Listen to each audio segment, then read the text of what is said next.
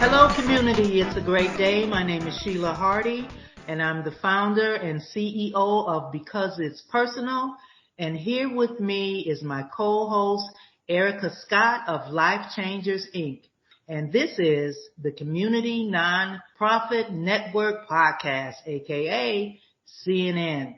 Our motto is where your nonprofit shines. Ericka, how you doing? I am wonderful, Sheila. How are you? I'm doing great. So who do we have today?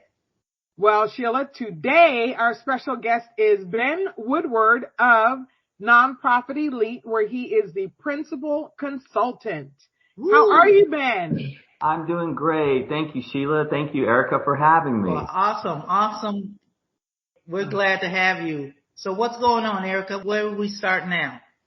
We are going to talk about how to make an impact with your nonprofit business.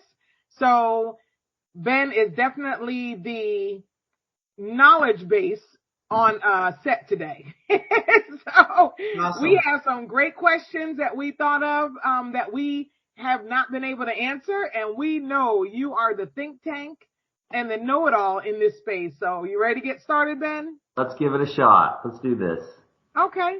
I have a quick question, first and foremost about Nonprofit Elite before I hand the reins over to you and let you go with it.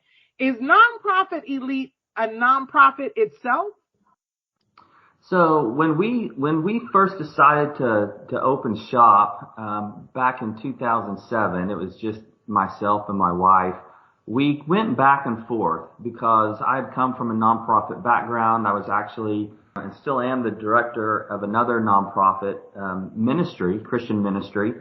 And we kind of had that choice. And I went back and forth between do we go the corporate route, the LLC route, or do we go the nonprofit route? And it made the most sense for us to go the LLC route. And so while all of our work is with nonprofits, and we very easily could have been a nonprofit, we actually decided to become an LLC. Really? Okay, because your website is nonprofitelite.org, right? That's right. So one of the things we did is we went ahead and got a bunch of domain names, everything around Nonprofit Elite. So you can go to .org, you can go to .com, you can get there a couple different ways. But you're right in that the .org is typically for nonprofit organizations because that's our circle, even though we're technically on paper a for-profit. I think you'll see as we get into this more, we really operate more similarly to a nonprofit. We're just not structured that way. Okay. So tell us a bit more about your personal background and what led you to start. I know you mentioned that you come from the nonprofit space, but what led you and your wife to start Nonprofit Elite? Sure. So we one of my roles in the nonprofit ministry that I worked with was director of development, and so I was doing a lot of fundraising, and that was my world for 6 or 7 years. I was always asking people to support the work and to make donations and organizing events and that kind of thing. And somewhere along the way, I think there was a switch that flipped in my brain, and I just kind of started thinking, you know what, I'd love to be on the other end of this. I'd love to be the donor. I'd love to be the person that's distributing grants instead of the person that's always asking for them. And so that started, I think that spark started at first it was a dream, and then it became a plan of starting our own family foundation, a private charitable foundation. Wow. Right. And so I remember coming home and talking to my wife about it, and she agreed wholeheartedly, something that we would love to do. We felt like we had time on our side. We had a plan. I was getting my master's degree, my graduate degree in nonprofit management from Regis University in Denver. I was going through an online program at the time, so it was real good timing because I was getting a lot of the instruction that I needed and the expertise that I needed through my coursework, through classes. And so we set out to start our own nonprofit organization. We called around and we tried to find attorneys and CPAs and other people that could help us with the paperwork. As you know, there's a lot involved. There's your corporation documents, your bylaws, your tax ID number, your conflict of interest policy, and then of course the 501c3 application process, which is just a bear. And we called around and started looking for help. It was expensive. It was more than we wanted to pay. I mean, we were being quoted $3,000, $4,000, $5,000, $6,000 to get up and running, and that was just a little bit outside of our comfort zone. And so, to make a long story short, we ended up doing a lot of the work. We ended up doing all of the work ourselves. And there was a lot of trial and error. There was research. There was time in the library. You know, back then, information was hard to come by. Yes. And so just trial and error, we got through it. But I'll tell you, at the end, once we got that final approval letter from the IRS, we felt so good about what we had done because we understood every step of the process. And we felt like we didn't miss anything, and we knew what we were getting into. So we were up and running as a very, very small family foundation. And then, completely unplanned and just very organically, my phone began to ring. People that I knew, colleagues, coworkers, who said, you know, I've got a friend that's interested in starting a nonprofit, or I'm thinking about starting a nonprofit. Can you walk me through it? Can you help? And so I just began helping people. Awesome. And by about the third or fourth phone call that I got and coffee, you know, sitting down over coffee or lunch and giving out advice, it just became clear to me that there's a niche here. There's a niche. There's an opportunity to help people because people were not able to find the information that they needed. Right. And then when they could find it, it was too much. It cost too much money. Right. And so just nights, it wasn't my full-time work. It was really just a nights and weekends part-time job. I began what has grown into Nonprofit Elite, and that is helping people with their formation documents, their 501c3 applications, consulting along the way, just to help people get up and running. Within 3 or 4 years, what started out as 1 or 2 clients a month turned into 15 or 20. Wow. And that's really where Nonprofit Elite got its start. Wow. So, yeah, because you're talking when Google was still in its infancy. So you were relying on Yahoo. Yes. That's a professor. Yeah. So, okay, so now let's talk more about Nonprofit Elite. And where do you get your people? Who do you find? Because I know for Nonprofit Elite, or correct me if I'm wrong, Nonprofit Elite does not just help you get started. So as a consultant, talk to us about what you do when someone calls, hey, I have a 501c3. Can you help me with, what do you do most of the time? How are you helping people? Right. So I would say probably 70% of our phone calls and email inquiries or inquiries from our website are from people who have not yet started their nonprofit. They have an idea. They know what they'd like to do. Maybe they have a business plan and they're down the road as far as organization, but they're in that same space that I was when I started making phone calls. They just can't quite find the right kind of help. And so that's about 3/4 of the people that we work with, and we're eager to help. The other 25% are nonprofit directors, executives, registered agents, friends, family, volunteers who have just run into a speed bump with something. And typically that falls in a couple different categories. Sometimes it's funding, and they are trying to get more information about grant writing and grant research and where to find. They've heard a lot about grants that are available. You see that on social media. You hear people talking about, oh, we got this grant, we got that grant.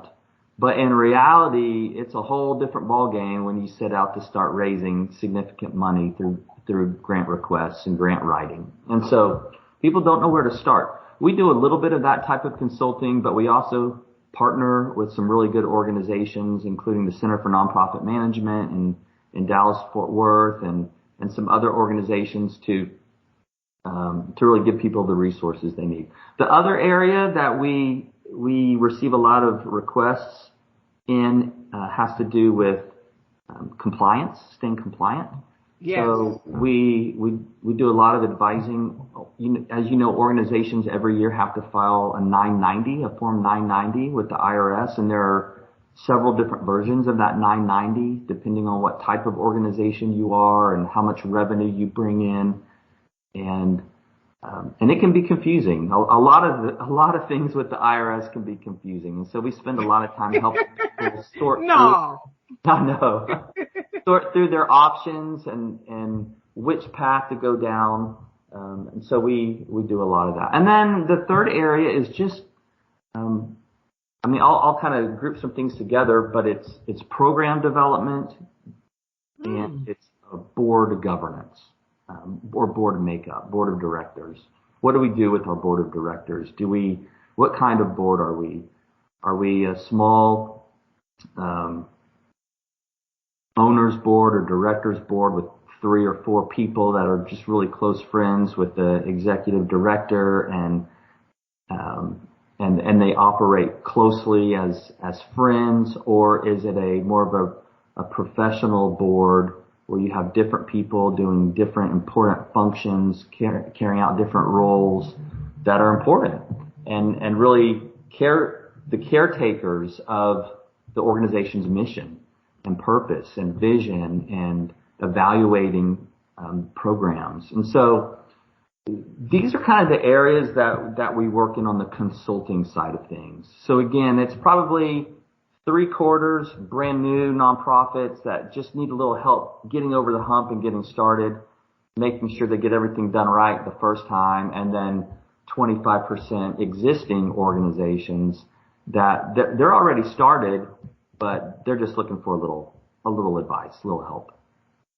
Well, I definitely have to give a shout out, not just to Nonprofit Elite, but to Anna, because that is who I worked with when you guys set my nonprofit LifeChangers up.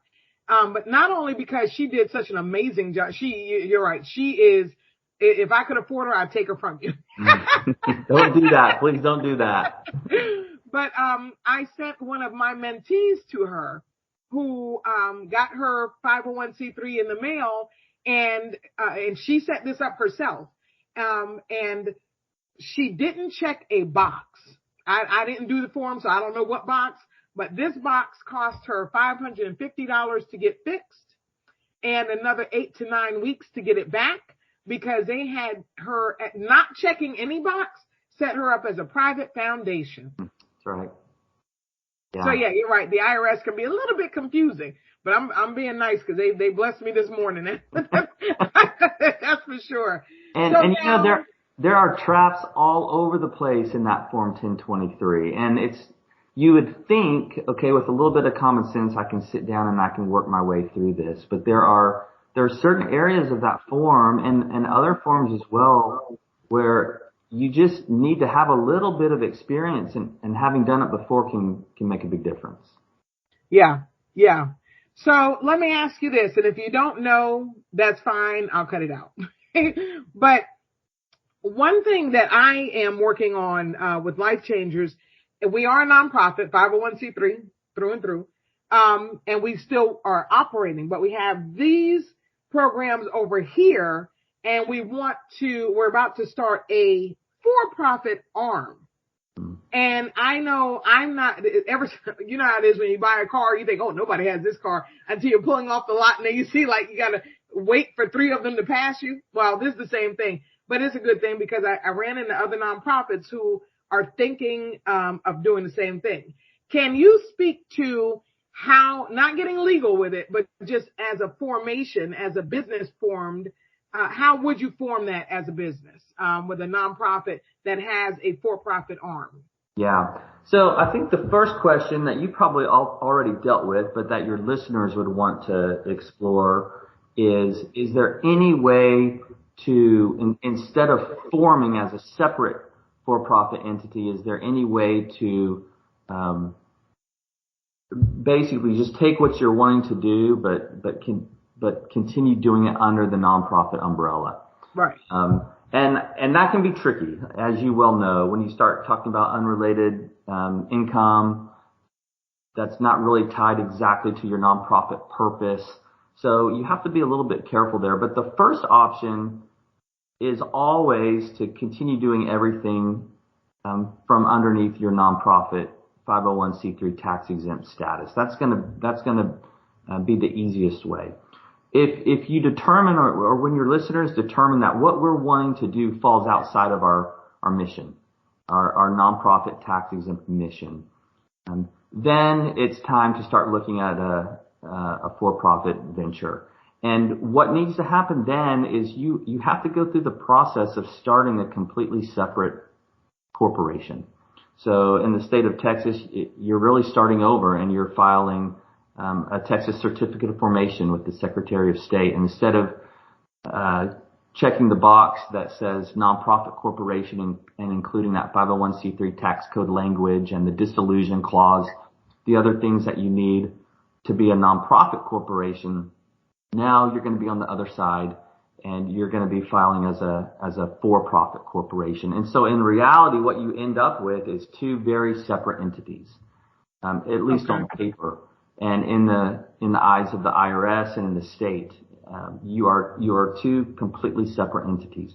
Now, in real life, those lines are blurred a little bit, because oftentimes there are directors of the nonprofit that are also the shareholders or the owners of the for-profit, and they work closely together. And these are the types of things that you would report on your 990, that relationship that the for-profit has with the nonprofit. And you're certainly able to do that following the guidelines that the IRS presents. But on paper, it's two completely separate entities. Practically, the line is a little bit blurry, because you can move back and forth in some of your marketing materials and the way that you conduct your programs and whatnot. Okay.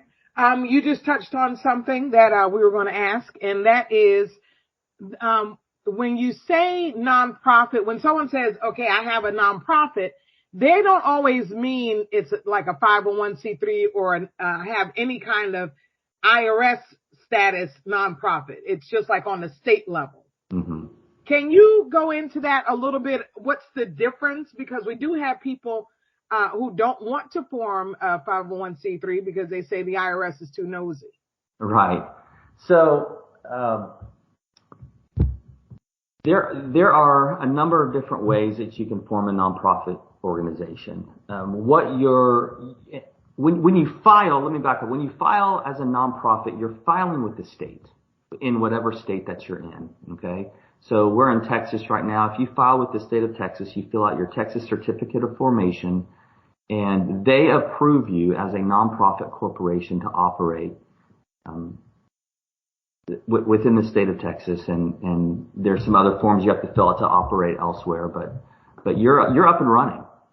And so if that's as far as you choose to go, then you are recognized by the state as a nonprofit corporation and can take advantages of any of the laws and the benefits that the state provides. What you're missing, if you don't go through the 501c3 application process, you're missing that official stamp of approval from the IRS that stamps you as a tax-exempt organization. And where this plays out, it's really in a couple of areas. Number one, it is the amount of taxes that you have to pay, and how you're able to operate with your when your nonprofit is purchasing goods or purchasing items and that kind of thing. The bigger part of all of this is donors, and it's people that contribute to you. Because when you write a check, if you're a donor, if you're a contributor, and you decide to write a check, big or small, to an organization, what do you always ask come tax time? Before you do your taxes, what do you always ask for to verify that you made a charitable contribution? It's a tax deductible receipt from that nonprofit organization. And that is your proof to the IRS when you're submitting your taxes that you did indeed make this charitable contribution. And the nonprofit organizations have to follow guidelines as well. They have to send you these tax receipts that state that they're a tax-exempt organization. That seal of approval from the IRS is what gives donors confidence that they can make donations. It gives them a comfort level, and it gives the organization legitimacy that they can accept charitable donations. Also, being registered as a 501c3 puts you into the public domain, if you will. It's a layer of oversight. Like you said, people may be weary about giving up that kind of information to the IRS. On the flip side, you're also then people can look up your organization on websites like GuideStar, right, and others, and they can check you out, and they can say, okay, this is a legitimate organization. We can see when they were formed. We can see who their directors are. We can see they have a registered agent. We can see what state they operate out of. And we can even gain access to their annual 990 reports to see how they're handling their funds. And so it really works both ways. If you want to fly under the radar and operate without the benefits of 501c, I won't say 501c3, but 501c tax exempt status, you can certainly do that as a small under the radar organization. But there are quite a few benefits to that tax exempt status, and that's why probably 95% of organizations that are growing and thriving will follow through and get their tax exempt status. On an interesting note, churches are automatically tax exempt organizations, as stated by the IRS. They technically don't even have to file for 501c3 status. They're just granted that. But most churches will follow through. Even so, they'll still go through the process and pay the startup funds to obtain their 501c3 approval because of that legitimacy and because of that kind of stamp of approval that gives donors the peace of mind to make contributions. So once they do their state level, they don't have to do the IRS, or is there another form they'd be filling out? No, once you go through the state level, you still need bylaws. You still need a tax ID number. There's still some other things that you need to do, and you're still supposed to file a 990 every year. But it is an option. It is a choice whether or not to seek and obtain 501c tax exempt status from the IRS. Okay. This is a question that is really important with it being third quarter, getting toward the end of the year. We have said, this is fourth month doing the podcast. So in the beginning, when we'd give out little tidbits, of course, disclaimer, because I'm not a professional. Sheila's not a professional. CNN podcast is not a professional. But we explain that when you don't have your 501c3 yet, but you have applied for it, it just hasn't come yet, that on your website, you can make that clear. Just like in the footer of your website, like now I have that I am a 501c3 with my EIN. Before that, I was able to put in, and it be legal to let them know I have applied, but it hasn't come yet. How, with the IRS having, anywhere up to 14 weeks, which puts us really close to the end of the year, how would someone who doesn't have their 501c3 back yet, like say someone just sent it off yesterday, right? How would they handle that on their website? So what I would do is I would do exactly what you said and put a little blurb on your website or your giving page, wherever people go to make donations, that just simply says, we have applied to the IRS for our tax-exempt status, and we fully expect to be approved. While our approval is pending, we are able to accept tax-deductible donations. And the reason you can say that with confidence is because your approval letter, when it finally comes from the IRS, whether that's, weeks or months, that approval will be retroactive back to the date of your incorporation with the state. Yes. Okay. And that incorporation is usually the very first thing that's done. And so it's not uncommon for people to incorporate in 1 month, and by the time they file their 1023 with the IRS, 3, 4, 5, 6 months has passed, and then another 2, 3 months passes during the IRS review process. And so you're almost a year down the road when you get that approval letter. The IRS recognizes that they take a long time to review these documents. And so one of the things they do is they grant that tax approval retroactive all the way back to where you started. Awesome. Which is, that's really a nice, that's really nice for new organizations that are looking to operate during this right time when their application's pending. Well, okay, now, and I know you're not a tax professional, so disclaimer, Ben Woodward, a nonprofit elite, is not a tax professional. So somebody who donated to an organization who just started today. Okay. Their incorporation paper, their state level papers, but by tax time, as of April 15th, 2023, the nonprofit still doesn't have that. And this person has maybe been a monthly, God bless them, a monthly giver.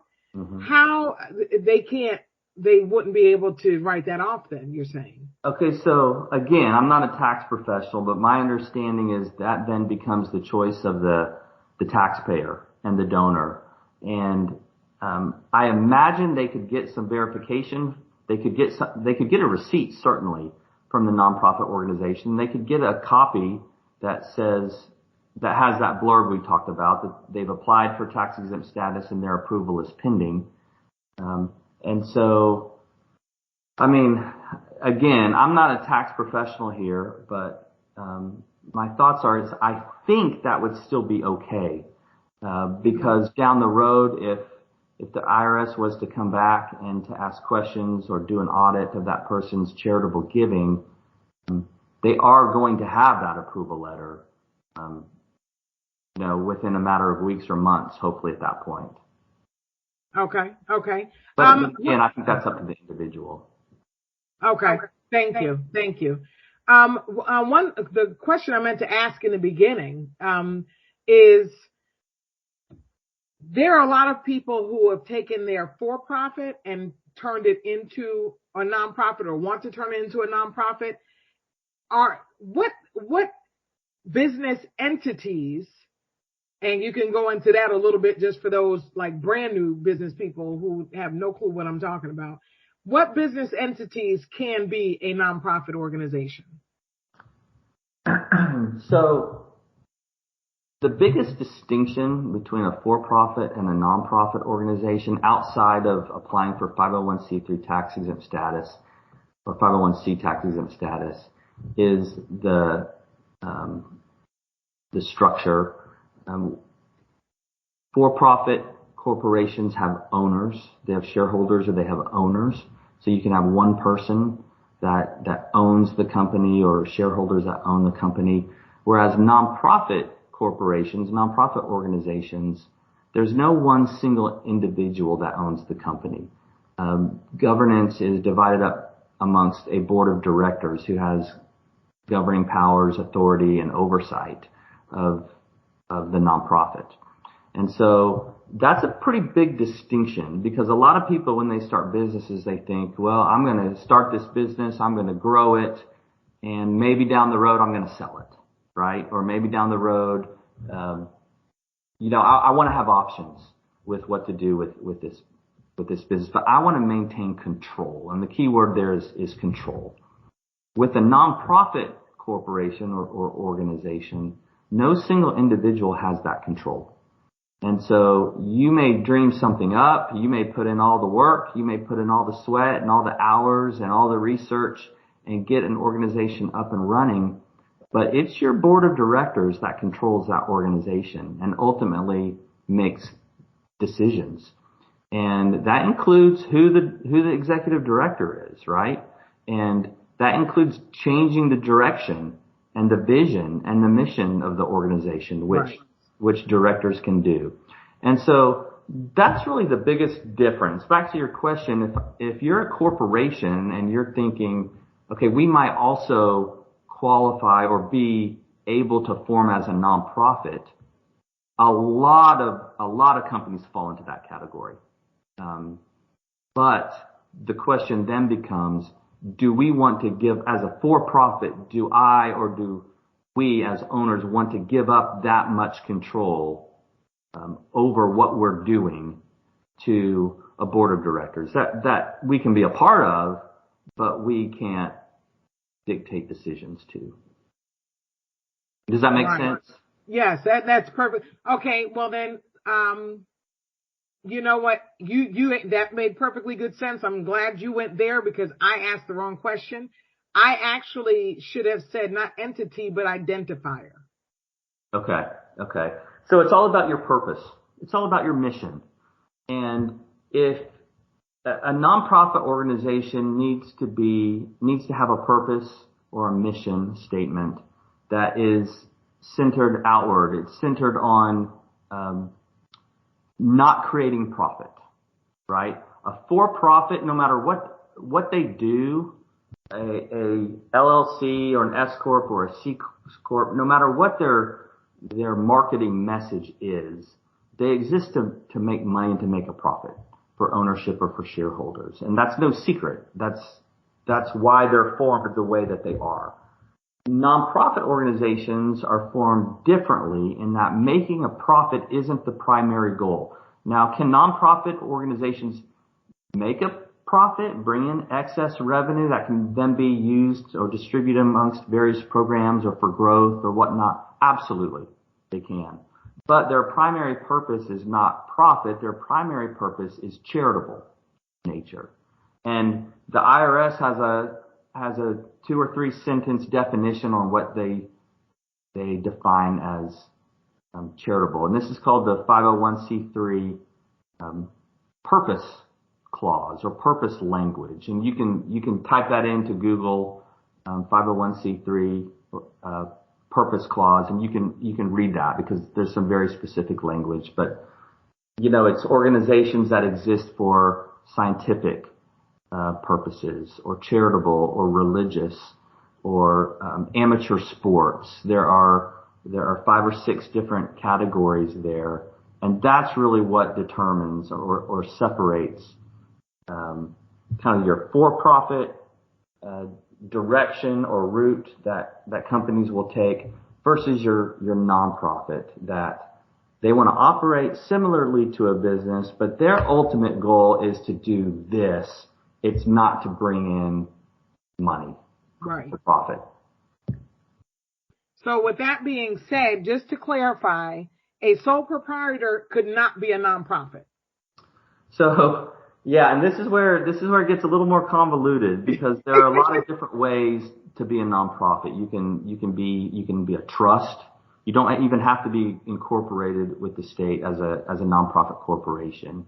You can be a trust. You can be a non-incorporated nonprofit organization. It's rare, but you can be an LLC and still be a nonprofit and go through the tax exempt process with the IRS. So it gets a little tricky there, and it's harder to just give kind of black and white answers, yes or no, because there's a lot of nuances to it. But I guess I would just tell you and your listeners, predominantly, the nonprofit corporation in Texas, in other states it might be called a public benefit corporation, but that is the dominant structure for nonprofit organizations, and it really makes the most sense. However, there are ways that other entities can become a nonprofit, but that's a whole nother podcast in itself. Well, okay, then I stand corrected. Like I said, I'm not a trained professional, because I have said since day one that an LLC cannot be a nonprofit because of that business identifier, that type of structure. But you just corrected me. So can an LLP or an LP be a nonprofit? Yeah, I think I probably gave the wrong impression in thinking about unincorporated nonprofits and trusts and non-incorporated nonprofit organizations. You are correct when you say if you are incorporated in your state as an LLC, then you are not a nonprofit corporation. You are not. Oh, okay. So you're correct there. Oh, hey, ding, ding, ding, ding. Yeah, you know what you're doing. I know a little something, but hey, I came to y'all for a reason. Okay. Well, I'll tell you this, and Sheila, jump in whenever you're ready. But you said a magic word. You said the word that I wasn't even going to go there with you. But since you help people with grants, we got to go there. You ready? Okay, let's do it. Okay. First, the hardest thing for new nonprofits to do is wait for that letter, right? So, because they want to jump into the grant pool and, oh, can I get this? And then, what grants are there, if you don't mind naming just a couple, as many as you can think of, just the name, you don't have to go into detail. What grants are available for nonprofits who are still waiting for their determination letter from the IRS? Right. So I'll be real honest with you, Ericka and Sheila, that most of the consulting that we do in regards to grant writing is maybe taking a couple steps back from the details of what you're asking about. Okay. And the reason is because we don't actually do the grant writing. We don't actually do the research. We can help people know kind of how it works, and that's what we do. We try to educate people on the reality of grant writing and grant requests and grant funding so that they have an idea, because a lot of times our clients will come in with false expectations about how easy or difficult it is to raise money through grants. And they feel like, oh, there are 100 different grants that I can apply for, and I'm going to get 3 or 4 of them. And they have this confidence level, and our role, most of the time, not all the time, but most of the time, is to back them up a little bit and to say, okay, let's talk about what you're doing and what you've done and your network and your relationships with these funding organizations, and let us give you a more realistic outlook on whether or not you're ready and can expect to raise money through grant writing.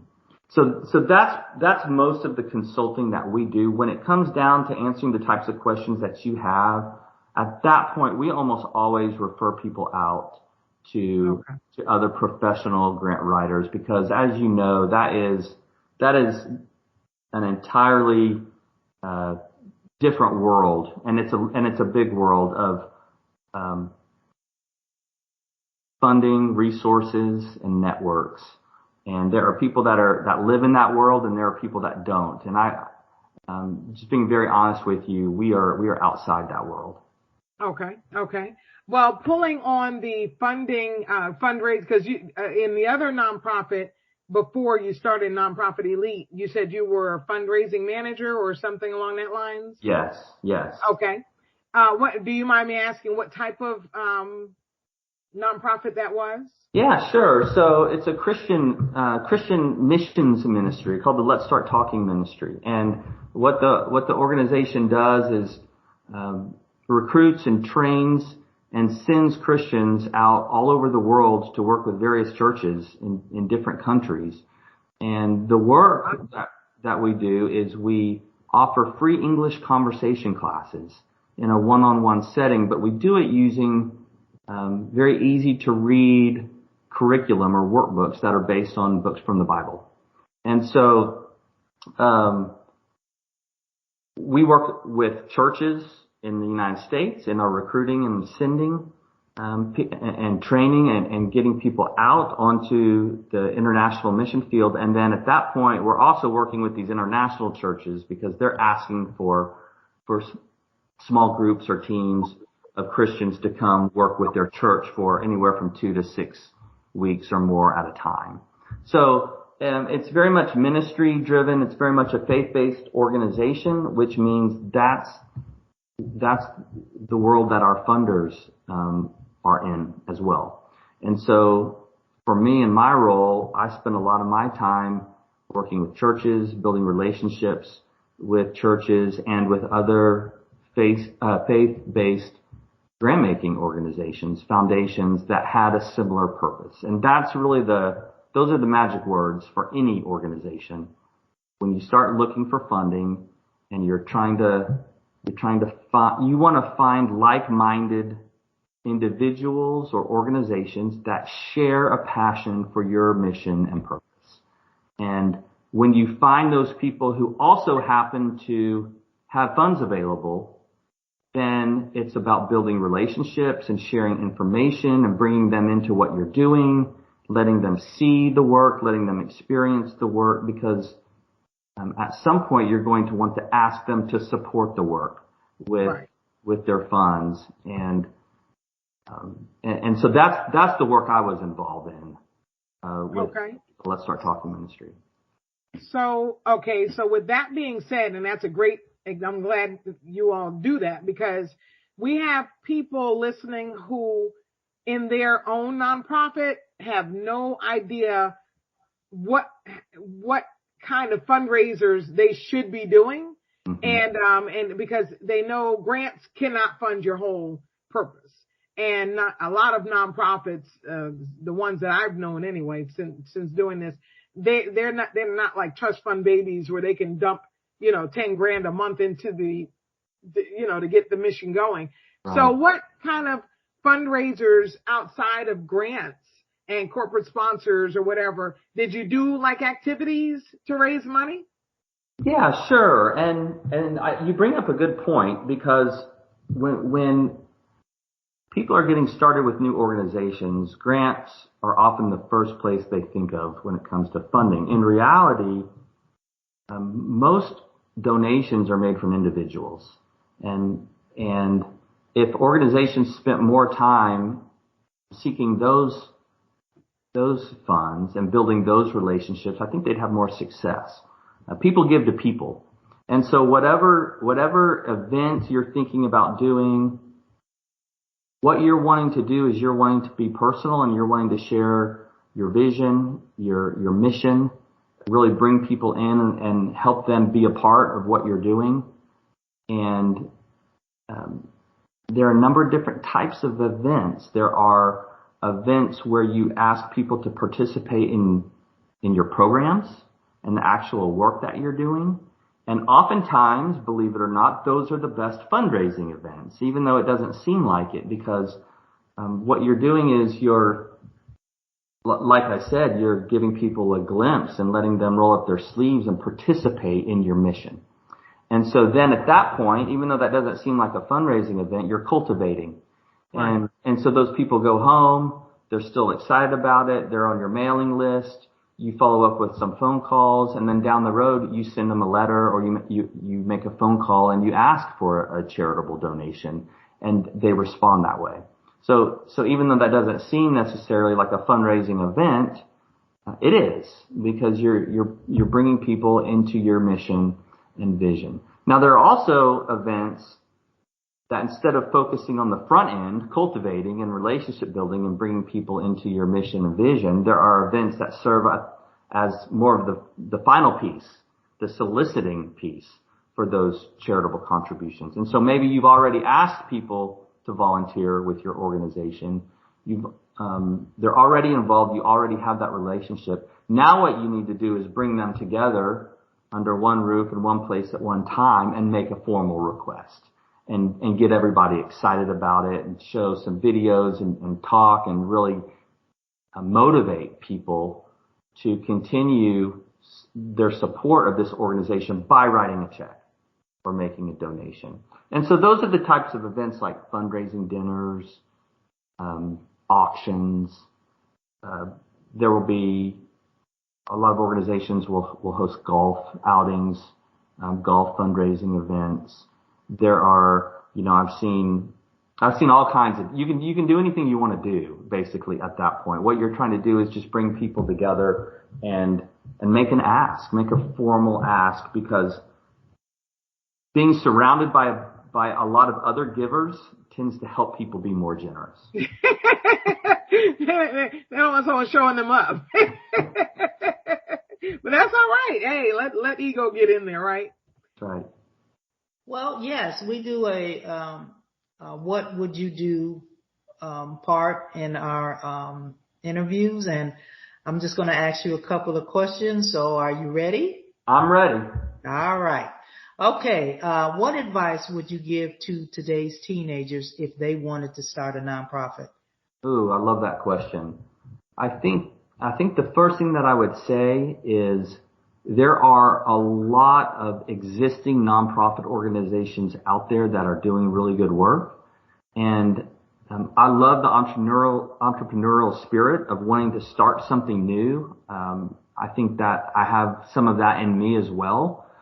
But even so, I think the first step would be to go partner with an existing organization.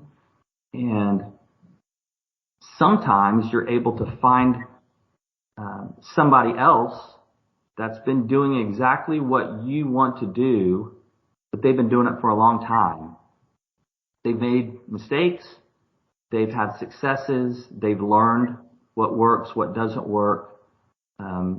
And with that experience, they're able to do a lot of good that it may take a new nonprofit founder years and years and years to get to that same place.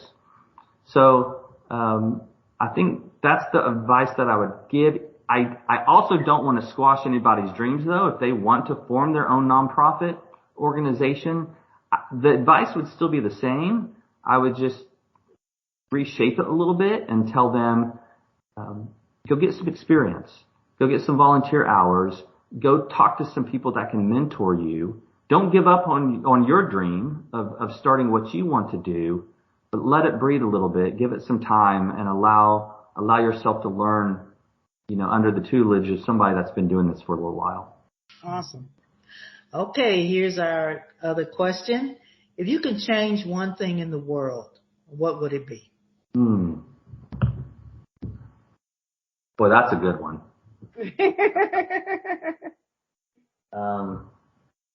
I think, I'm a person of faith, and so if I could change one thing in the world, I think it would just be the level of compassion that people have towards other people, toward their neighbors. Yes.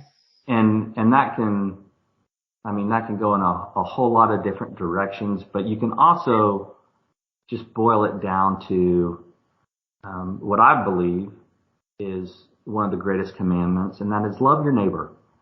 And your neighbors don't always act like you, talk like you, look like you, think like you, but love your neighbor.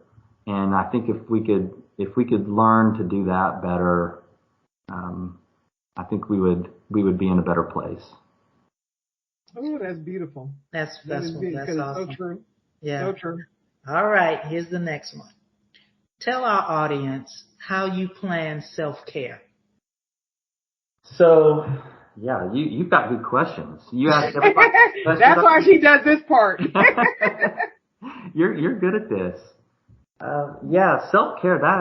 That's a great question. So, I think at some point you fall back on what are you grounded in?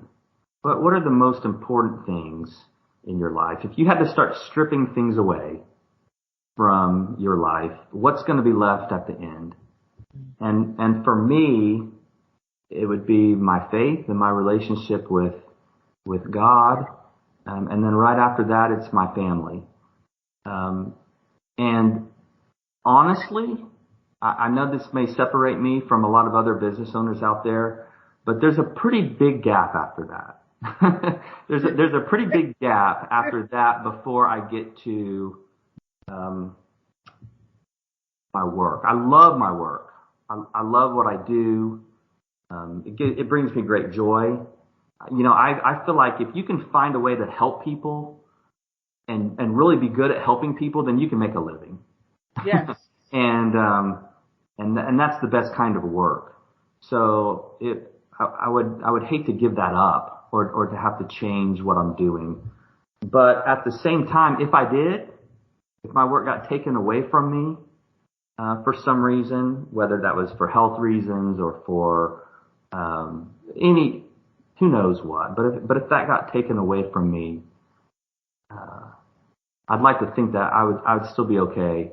And so to answer your question for self-care, I think it's those priorities and waking up every morning and just reminding yourself what's most important, but what's most important.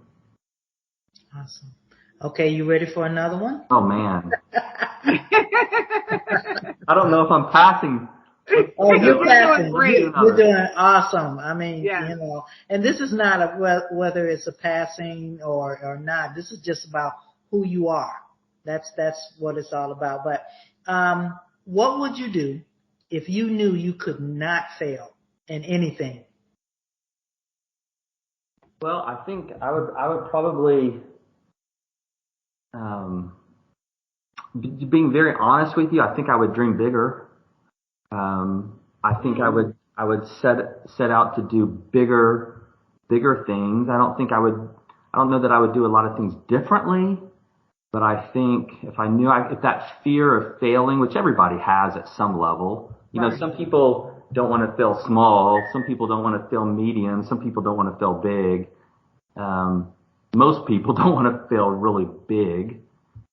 But if that fear was taken away, my goodness, yeah, I think I would just set out to do things on a much bigger scale that affects and influences more people.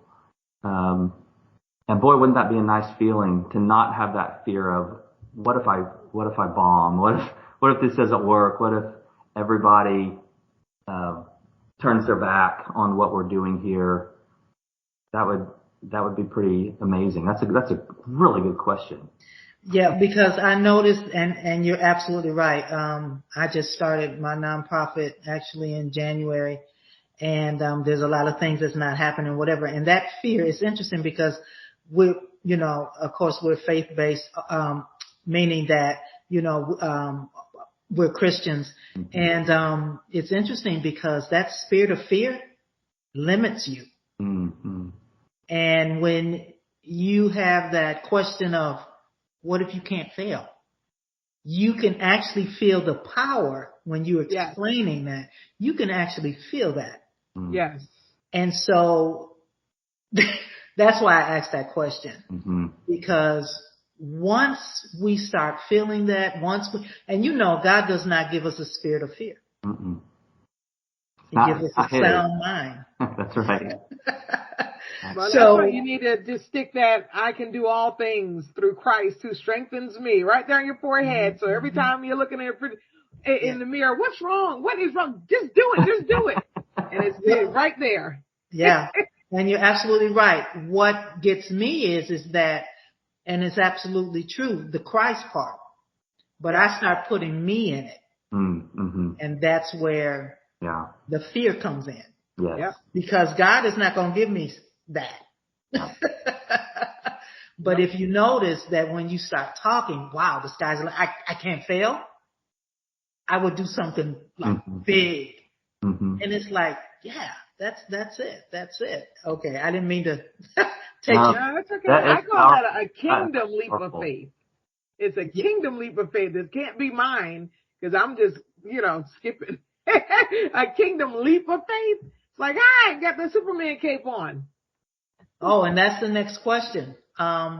We know about Superman and we know about Spider-Man and Thor and everything like that.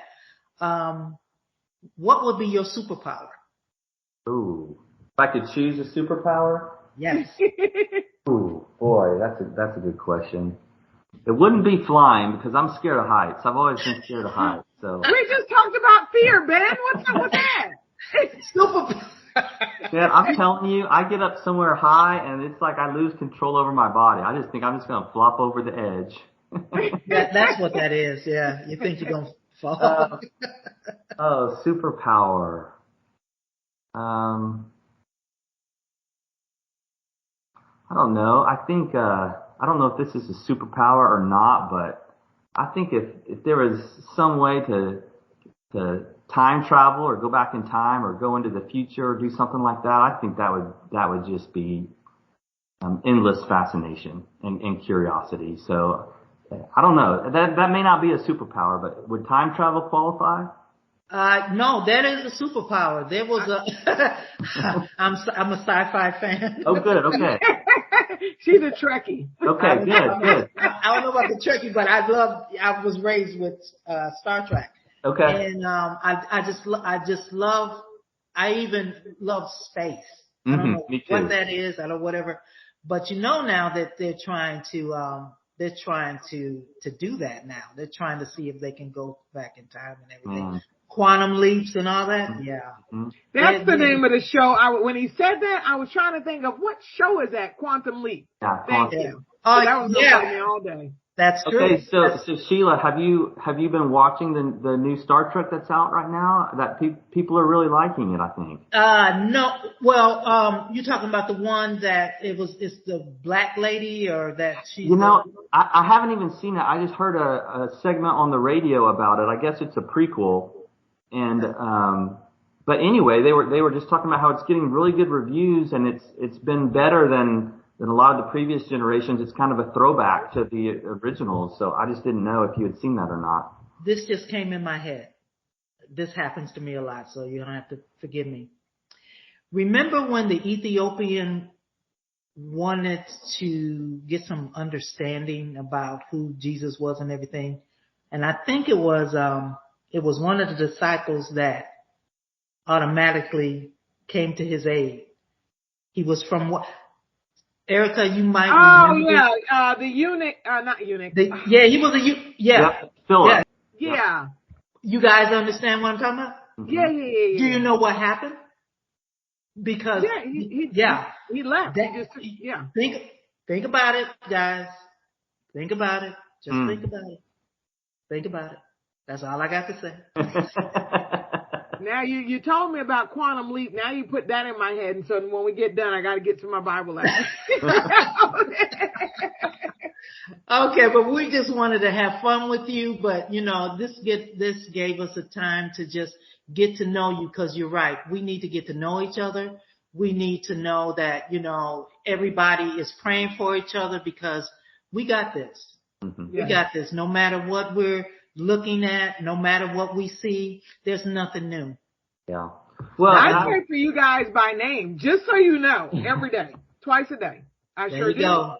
I just want y'all to know also that we spend a lot of time, Anna and Kim and others, myself, people will call us, and this is a motto for our organization, our company is we want to be helpful. We want to be helpful. When somebody calls, our job is to give them the help that they're looking for, because there's nothing more frustrating than when you need help and you're making calls and you're talking to people, but you can't get what you need.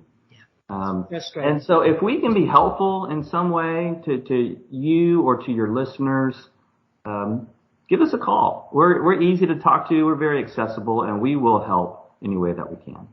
Awesome. Okay. Well, we're about to leave right now, but I wanted to end this quote, and then after I do that, then Ericka will say goodbye. But our quote for today is, the work we do on ourselves becomes our gift to everyone else. Awesome. There you go. Awesome. Love that. Well, Ben, I'm going to put you on the spot. We had a conversation a few months ago, earlier this year, and you said that whoever mentions the CNN podcast for their $1,500 nonprofit setup packet would receive a $100 discount. That's right. You sticking to that? Absolutely. You heard that right here on the CNN podcast. Thank you, Ben. Thank you, Ben. Yeah, so mention, you gotta, hey, you don't mention it and you get charged $1,500. I do not want to hear this. I don't want to hear it because I set it up. I twisted his arm. He promised to do it. And now you heard it from the man himself. $1,500 nonprofit setup packet. And you get the $100 discount. Go for it. It is well worth it. It is well worth it. And I'm only talking from experience. That's the only reason why Ben is here. So if you would like to advertise on the CNN podcast, please visit our website at thecnnpodcast.com. Click that advertise tab. If you'd like to be a guest on a future episode, go to the same website and click the Be a Guest tab. And as always, folks, until next time, be awesome and be blessed.